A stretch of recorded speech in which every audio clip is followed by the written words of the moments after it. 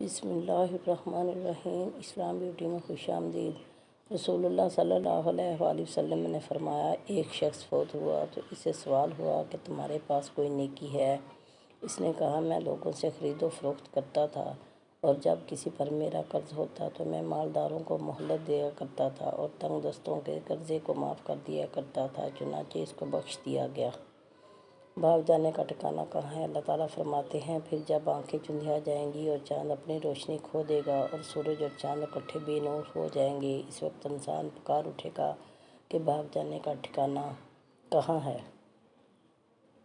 رسول اللہ صلی اللہ علیہ وآلہ وسلم نے فرمایا، جب نماز پڑھتے وقت تم میں سے کسی کو اونگ آ جائے تو اسے سو جانا چاہیے، یہاں تک کہ نیند کا اثر ختم ہو جائے، اس لیے کہ جب تم میں سے کوئی شخص نماز پڑھنے لگے اور وہ اونگ رہا ہو تو وہ کچھ نہیں جانے گا کہ وہ اللہ سے مغفرت کا طلب کر رہا ہے اور اپنے نفس کو بد دعا دے رہا ہے۔ رسول اللہ صلی اللہ علیہ وآلہ وسلم نے فرمایا، اللہ سے قبولیت کے یقین کے ساتھ دعا کرو اور جان لو کہ اللہ تعالیٰ لاپرواہ غافل دل کی دعا قبول نہیں کرتا۔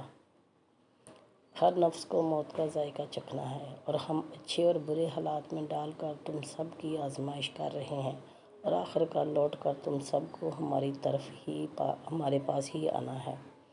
حضرت جابر بن سمرہ رضی اللہ تعالیٰ عنہ سے روایت ہے کہ رسول اللہ صلی اللہ علیہ وآلہ وسلم نے فرمایا، بے شک آدمی کا اپنے بیٹے کو ادب سکھانا ایک صاع صدقہ دینے سے افضل ہے۔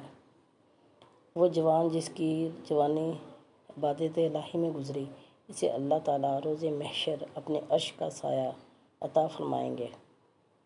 رسول اللہ صلی اللہ علیہ وآلہ وسلم نے ارشاد فرمایا، جس نے سبحان اللہ و بحمدہ دن میں 100 مرتبہ کہا، اس کے گناہ معاف کر دیے جاتے ہیں، خاص سمندر کی جھاگ کے برابر ہی کیوں نہ ہو۔